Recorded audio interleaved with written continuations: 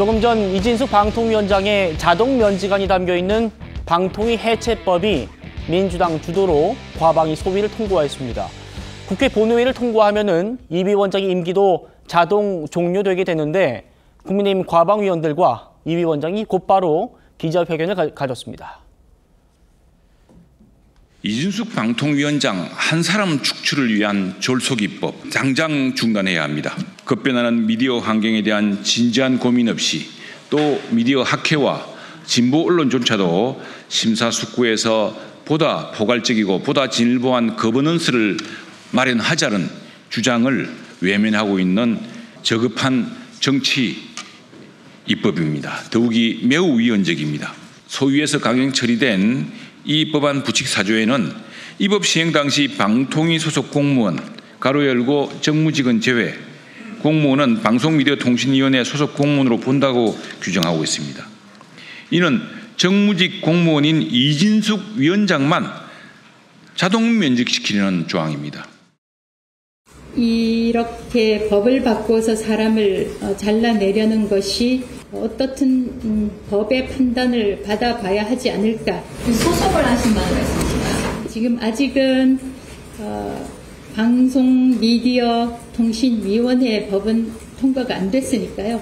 그쯤 가서 여러분들한테 말씀드릴 기회가 있지 않을까 생각을 합니다.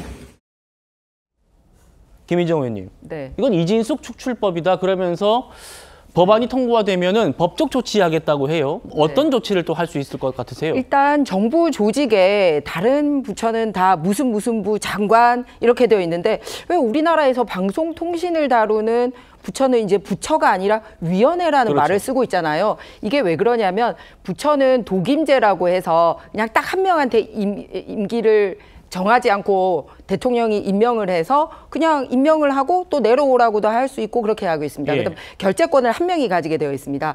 그런데 방송하고 통신은 워낙 이렇게 민감하고 중요하기 때문에 이런 독임제 장관 제도가 아니라 누가 대통령이 되든 균형 있게 가야 된다. 그래서 골고루 추천된 곳에서 사람이 모여서 위원회 형태로 가야 된다라고 해서 정부 형태를 정한 겁니다. 그래서 일반 부처와 다르게 위원회 형태를 가지고 있고 두 번째는 또 역시 일반 장관들과 달리 임기가 명확하게 딱 정해져 있습니다. 그게 이제 정부 조직에서의 기본 틀이거든요. 그런데 정부 조직법을 바꾸면서 그러다 보니 다른 분은 이렇게 만들고 뭐 공소청 뭐 이렇게 해도 위원회니까 손을 못 대는 거예요. 그래서 꼼수를 내는 겁니다. 그러면은 이제 방송통신위원회가 아니라 다른 이번에 뭐 시청각 미디어통신위원회로 바꾸려고 하면 거기에 걸맞는 타당한 이유가 있어야 되는데 뚜껑 바꾸는 거 말고는 하나도 없어요. 그러면 결론은 뭐냐? 사람 한 명 내려앉히자고 우리 헌법이 규정한 정부 조직과 관련된 큰 틀을 파괴하려고 하는 겁니다. 그런데 그 의도는 아주 처음부터 드러나지 않습니까?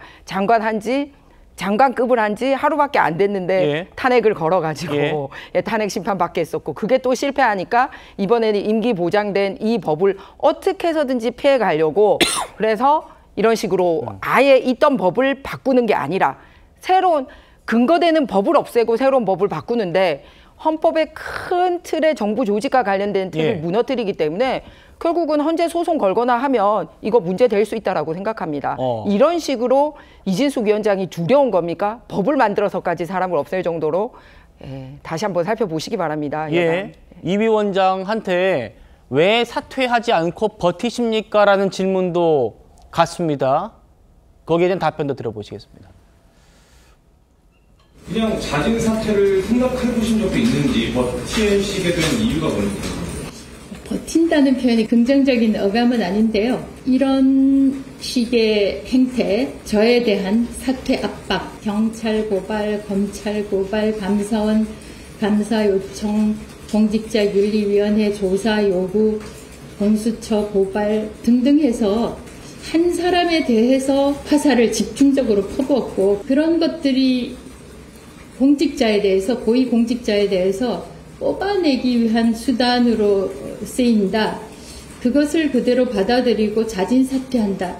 그건 저는 부정과의 합작, 부정에 대한 협력이라고 생각합니다. 힘들지만 저라고 쉽겠습니까? 힘들지만 이런 시도들에 맞서는 것, 그것이 저는 정의를 위한 또 법치를 위한 저의 조그마한 기여, 제가 해야 할 일이라고 생각해서 지금까지 오게 됐습니다.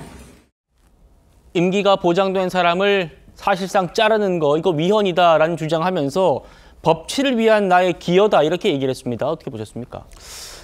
추후에 이것이 법안이 통과되게 된 다음에 이진숙 위원장 이에 대해서 법적 조치를 취한다? 그 법적 조치를 취하는 것은 본인의 자유 의지니까 가능하겠죠. 근데 예. 그 결과는 아마 이진숙 위원장이 바라던 바대로 될 가능성 굉장히 낮을 겁니다.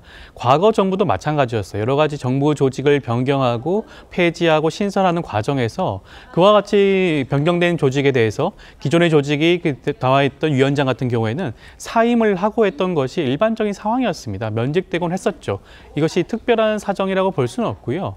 지금 정부와 여당에서 이진숙 위원장을 타겟으로 삼아서 방통위를 폐지하는 것이 아니냐는 그런 주장 자체가 어불성설인 것이 그것은 윤석열 정부뿐만 아니라 과거 정부, 그것은 보수와 진보를 넘나들고 모든 정부에서 방통위와 관련된 그런 개혁 법안들과 관련된 논의는 충분히 많이 나왔습니다. 이번에 방통위를 폐지하고 신설하고 방송미디어통신위원회를 신설하면서 과기부가 가지고 있던 방송진흥 정책을 가져오게 되는 거고요.